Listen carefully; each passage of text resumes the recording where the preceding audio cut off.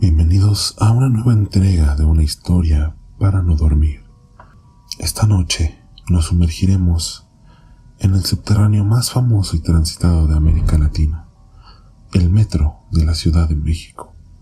Aunque millones de personas lo utilizan diariamente para su trayecto, pocos saben que en sus túneles oscuros y laberínticos se esconden relatos que desafían toda lógica. Historias que hablan de seres de otros mundos, de espíritus atrapados entre los vagones y de sombras que no son más que restos de lo que alguna vez fue vida. Esta noche no te relajes si piensas que estás solo en el vagón. La historia que escucharás te hará pensarlo 2 veces antes de tomar ese último tren. Prepárate para conocer a Santiago, quien vivió una experiencia en el metro que le cambió la vida para siempre. Esto es una historia para no dormir. Comencemos. Mi nombre es Santiago. Lo que voy a contar pasó el 17 de febrero del 2018. Una fecha que no he podido olvidar, aunque lo he intentado. Trabajo como diseñador gráfico en el centro de la Ciudad de México. Y ese sábado, por la carga de trabajo, salí tarde, casi a las 11 de la noche. Después de una semana agotadora, lo único que quería era llegar a mi casa en Iztapalapa, lo más rápido posible. Entré a la estación Pino Suárez, casi de manera automática, con la mente ya apagada por el cansancio. Todo estaba raro desde que bajé las escaleras del andén. Había una sensación densa en el aire, como si el lugar estuviera vacío, pero al mismo tiempo lleno de algo diferente. Sin duda alguna, algo difícil de explicar. El tren no tardó en llegar. Como siempre me dirigí hacia el último vagón. Me gusta ir ahí porque normalmente está más vacío y puedo sentarme tranquilo. Pero esa noche, algo estaba mal desde que puse un pie dentro. No había nadie, ni una sola alma, lo cual me extrañó porque siempre hay alguien más, al menos 1 o 2 pasajeros. Me senté junto a la puerta, mirando por la ventana hacia el túnel oscuro, tratando de ignorar el extraño vacío que sentía en el pecho. El traqueteo del tren era lo único que rompía el silencio, pero hasta ese ruido me parecía apagado, como si algo lo estuviera amortiguando. Pasamos Chabacano sin problemas, pero en cuanto dejamos la estación, las luces comenzaron a parpadear, primero de forma leve, como lo hacen a veces los trenes viejos, pero luego con más intensidad, hasta que de repente se apagaron por completo. El tren se detuvo de golpe en medio del túnel, dejando en la oscuridad absoluta. No podía ver ni siquiera mis propias manos, y la sensación de vacío dentro del vagón se hizo todavía más intensa. Traté de mantener la calma. Es normal, me dije. El metro a veces se queda parado entre estaciones, pero el silencio, ese silencio, no era normal. No sé cuántos minutos pasaron, pero de repente empecé a escuchar algo. Primero un ruido leve, como un golpeteo en la distancia. Pensé que venía del techo del vagón, pero luego se hizo más claro. Eran pasos. Al principio parecían lejanos, pero se acercaban rápido. Mi corazón empezó a latir con fuerza. ¿Quién anda ahí?, grité, aunque sabía que estaba solo. Nadie contestó, pero los pasos no se detuvieron. Se escuchaban cada vez más cerca, y el aire se sentía más frío con cada paso que daba a esa cosa. Entonces los pasos cambiaron.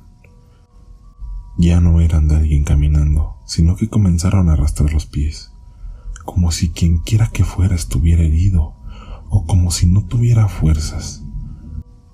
Un sonido húmedo acompañaba este arrastre, como si estuvieran pisando algo viscoso, algo como barro o peor. Me levanté con el cuerpo temblando y empecé a caminar hacia la otra puerta del vagón. Pero por más que avanzaba, los pasos seguían acercándose desde atrás.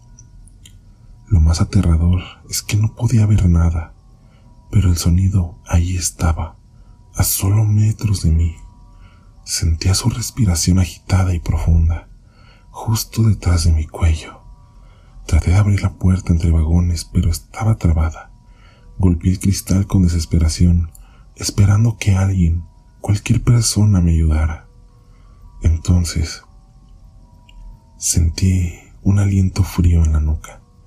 Giré la cabeza lentamente, con el corazón en la garganta. En medio de la oscuridad, apenas pude distinguir una silueta. No sé cómo explicarlo, pero lo que estaba ahí no era humano. Su figura era distorsionada, como si estuviera hecha de sombras que se movían y retorcían en la oscuridad. Lo único claro era su rostro, o lo que quedaba de él. Era una mujer, o al menos lo había sido. Su piel estaba descompuesta, colgando en pedazos, como si llevara semanas muerta. Sus ojos eran huecos, pero aún así podía sentir que su mirada, la mandíbula se movía como si intentara decir algo. Pero lo único que salía de su boca era un sonido gorgoteante, como si tuviera líquido atascado en la garganta. Sentí un tirón en el brazo. No era mi imaginación. Algo me agarró con fuerza, y el frío que recorría mi cuerpo era insoportable. Forcejeé, grité, pero no había nadie que me escuchara. La figura empezó a moverse hacia mí, lentamente, arrastrándose por el suelo del vagón. Pude ver cómo dejaba un rastro de sangre y fluidos oscuros. El hedor a podredumbre me llenó los pulmones y me hizo casi vomitar. En ese momento, las luces del tren se encendieron de golpe. El tren arrancó de nuevo, sacándome de aquella oscuridad. La figura desapareció en cuanto las luces volvieron, pero el olor seguía ahí. El vagón que antes estaba vacío, ahora tenía una única pasajera, una mujer de aspecto normal, sentada en el otro extremo. Me miraba, pero no con sorpresa. En sus ojos había algo más, como si supiera exactamente lo que acababa de pasarme. Cuando llegamos a Ermita, me bajé del tren sin pensarlo.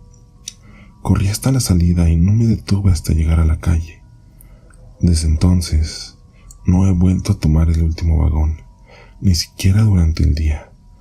Y cada vez que cuento esta historia me pregunto si esa mujer en el vagón era real o si también era parte de la pesadilla que viví aquella noche.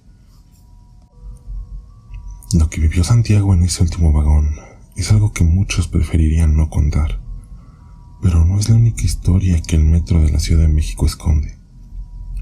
Este laberinto de túneles subterráneos no solo conecta estaciones, sino que también parece unir el mundo de los vivos con el de los muertos. Y no son pocos los que han experimentado lo inexplicable. Ahora vamos con otra historia que nos llevará a lo más profundo de estos túneles. Esta vez, contada directamente de un trabajador del metro, quien nos compartirá un relato que probablemente te hará pensar 2 veces antes de tomar el último tren. Me llamo Ernesto y llevo trabajando como vigilante en el metro de la Ciudad de México desde hace más de 7 años. Barranca del Muerto, específicamente. Siempre he tenido una vibra extraña desde que entré a trabajar. Varios compañeros me advirtieron sobre los misterios de esta estación. Decían que su nombre no era solo una coincidencia, que algo oscuro siempre ha rondado entre los túneles. Nunca fui de los que creen en esas cosas, pero después de lo que viví, el 3 de octubre de 2019, no puedo pensar igual. Esa noche, como de costumbre, estaba a punto de terminar mi turno en el último recorrido de inspección. Eran aproximadamente las 2 de la mañana. El metro ya había cerrado al público hacía horas, y todo estaba supuestamente tranquilo. Me encontraba en la sala de control revisando las cámaras de seguridad para asegurarme de que todo estuviera en orden antes de retirarme. Siempre me quedaba un rato más para revisar el área, ya sabes, por protocolo. Lo que noté esa noche fue lo que desató todo. En la cámara que enfocaba el túnel entre Barranca del Muerto y Mixcoac, noté algo inusual. Al fondo, donde la oscuridad comienza a tragarse todo, vi una silueta. Al principio pensé que era un reflejo o alguna mancha en la cámara. A veces el equipo falla y esas cosas no son nada raras. Pero esta figura era diferente. No se movía, pero tampoco parecía parte del túnel. Se distinguía algo más oscuro que la misma oscuridad. Entrecerré los ojos y me acerqué a la pantalla, intentando entender qué era. Allí estaba, inmóvil, como esperando algo. Lo más raro era que ninguna alarma se había activado. El sistema no detectaba movimiento en el área, como si esa cosa existiera realmente. Intrigado, decidí que debía ir a revisar en persona, así que me armé con una linterna, la radio y una llave maestra para las puertas de emergencia. Bajé al andén y el sonido de mis botas resonaba como un eco anormal. Al principio todo estaba en calma. El andén vacío siempre tenía una energía extraña de madrugada, pero esa noche el silencio era aplastante. Caminé hacia la entrada del túnel, justo donde la figura había aparecido en las cámaras. A medida que me acercaba, el aire se volvía más frío. Algo me hizo detenerme de golpe. No era el típico frío que sientes por la corriente de aire entre el metro. Era un frío que parecía provenir desde dentro, como si cada paso que daba drenara el calor de mi cuerpo. Al llegar al borde del túnel, me quedé quieto, observando. Mi linterna iluminaba un tramo corto del túnel, pero más allá solo había negrura. Encendí el radio para reportar que todo parecía estar en orden, aunque por dentro sabía que algo no estaba bien. Antes de siquiera poder comunicarme, el radio empezó a crujir con un sonido extraño. Escuché interferencias, pero entre esas distorsiones juraría que había voces, susurros. El sonido era tenue, como si alguien hablara desde el fondo del túnel. Bajé el volumen, pero los susurros seguían, cada vez más intensos. Lo que antes parecía un simple ruido se transformó en palabras que no lograba entender, como si fueran en un idioma antiguo o distorsionado. Di un paso más hacia el túnel y entonces lo vi. No sé si era el mismo que vi en la cámara, pero allí estaba, una figura humana parada a unos 30 metros de mí, justo donde la luz de mi linterna ya no alcanzaba. Estaba de espaldas, inmóvil, con los hombros encorvados, como si fuera una persona exhausta o herida. El silencio era sofocante, pero de repente sentí un sonido apenas perceptible, un gemido, casi imperceptible. Llamé a la figura. «Oiga, ¿qué hace aquí?», grité, esperando que fuera algún indigente o alguien perdido, pero no se movió. Di unos pasos más hacia él, mientras mi corazón empezaba a latir con más fuerzas. Entonces el gemido se hizo más fuerte, más real. Parecía un lamento profundo lleno de dolor.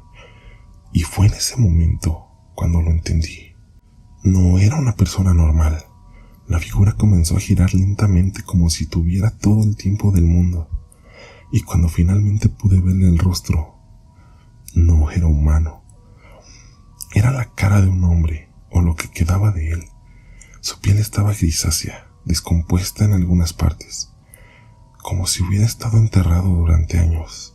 Su boca estaba abierta, pero en lugar de labios tenía una especie de carne colgando. Los ojos, Dios, esos ojos vacíos sin vida, pero de alguna manera llenos de odio. Entonces comenzó a moverse hacia mí, arrastrando los pies. Lo que más me aterrorizó no fue solo su aspecto, sino que no hacía ningún ruido. A pesar de su caminar torpe y pesado, no había sonido, ningún eco de sus pasos. Di marcha atrás de inmediato, mi respiración se aceleró y mi mente intentaba encontrar una explicación lógica. Cuando me di cuenta, el túnel detrás de mí estaba aún más oscuro de lo que recordaba, como si la sombra lo estuviera devorando todo. En ese momento supe que debía salir de ahí. Comencé a correr, pero el frío era tan intenso que mis piernas se sentían pesadas, como si algo invisible me estuviera frenando. A cada paso que daba, el aire se volvía más denso, y la linterna que hasta este momento había alumbrado lo suficiente comenzó a parpadear, proyectando sombras alargadas en las paredes del túnel. Apenas podía respirar. Era como si el miedo mismo me estuviera asfixiando. Giré la cabeza una última vez, esperando que esa cosa hubiera desaparecido, que todo fuera parte de mi imaginación. Pero no, la figura estaba más cerca de lo que pensaba. Su rostro desfigurado y sus ojos vacíos brillaban con un odio antinatural. Ya no caminaba lentamente, ahora se deslizaba hacia mí sin tocar el suelo. Y lo peor, su boca se movía emitiendo un sonido bajo y gutural, como un gruñido que crecía en intensidad con cada segundo que pasaba. Sentí el pánico apoderarse de mí completamente. Correr ya no era una opción. Mis piernas apenas respondían. En un último intento desesperado, apagué la linterna, creyendo que si no veía, tal vez aquella cosa no me encontraría. Sabía que era estúpido, pero el terror me había despojado de cualquier razonamiento lógico. Me quedé quieto, abrazado a la pared del túnel, tratando de controlar mi respiración, esperando que ese ser pasara de largo. El silencio era absoluto, roto solo por el eco distante de los trenes en otro punto de la red. Pero en medio de aquel silencio, escuché algo que me heló completamente. Una respiración agitada, fuerte, justo detrás de mí. No me atreví a moverme, ni siquiera a girar la cabeza. Estaba paralizado, sintiendo cómo esa presencia estaba a solo centímetros de mi espalda. Podía oler la putrefacción, un olor nauseabundo que me hizo contener las ganas de vomitar. No sé cuánto tiempo estuve ahí, pero en ese momento algo pasó. Sentí una mano helada que rozó la parte baja de mi cuello, como si alguien o algo intentara aferrarse a mí. Salté del susto, me giré de golpe y sin pensarlo 2 veces, corrí lo más rápido que pude de regreso hacia la estación. Sentía que esa cosa me seguía. Podía oír sus pasos ahora, pesados, cada vez más cerca. Finalmente llegué al andén jadeando y cubierto de sudor frío. Me lancé a la sala de control, cerré la puerta con fuerza y bloqueé la entrada. Mis manos temblaban tanto que apenas podía sujetar la radio para pedir ayuda. Lo único que escuchaba a través de las cámaras era un silencio absoluto, hasta que, de repente, una interferencia volvió a aparecer en los monitores. En la pantalla de la cámara del túnel, allí estaba de nuevo la figura. Pero esta vez no estaba sola. Detrás de él vi más sombras, muchas más, las cuales se movían de forma errática, acercándose lentamente hacia la salida de la estación, como si estuvieran buscando algo o a alguien. Era como si ese lugar estuviera lleno de almas atrapadas, entidades que jamás debieron estar allí. No eran solo fantasmas, eran algo mucho más antiguo y malicioso. Apagué las cámaras y salí corriendo de la sala de control sin saber si estas sombras me seguían. Me fui de la estación esa noche y no regresé en varios días. Lo peor fue que nadie me creyó cuando finalmente decidí contar lo que había pasado.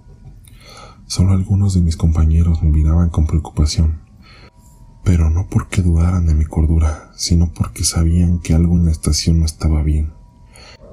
Unos días después, investigando un poco más, descubrí que muchos años atrás, allá por los años 70, cuando construyeron Barranca del Muerto, varios trabajadores murieron en accidentes durante la excavación. Pero no fue un accidente común. Un derrumbe inesperado los sepultó vivos, y nunca pudieron recuperar todos los cuerpos. Los obreros que seguían trabajando en la construcción comenzaron a reportar que veían sombras, escuchaban voces, pero nadie les hizo caso. Con el tiempo, todo quedó en el olvido. Desde esa noche, cada vez que tengo que hacer un turno en Barranca del Muerto, especialmente en las madrugadas, siento que algo me observa desde las sombras. No solo me pasa a mí, otros compañeros me han contado lo mismo. Puertas que se cierran solas, lamentos que resuenan en el túnel y sombras que parecen seguirte, esperando el momento para mostrarse. Lo peor de todo es que, mientras seguimos trabajando en ese lugar, estamos condenados a convivir con esos seres atrapados en los túneles, esperando por algo o alguien.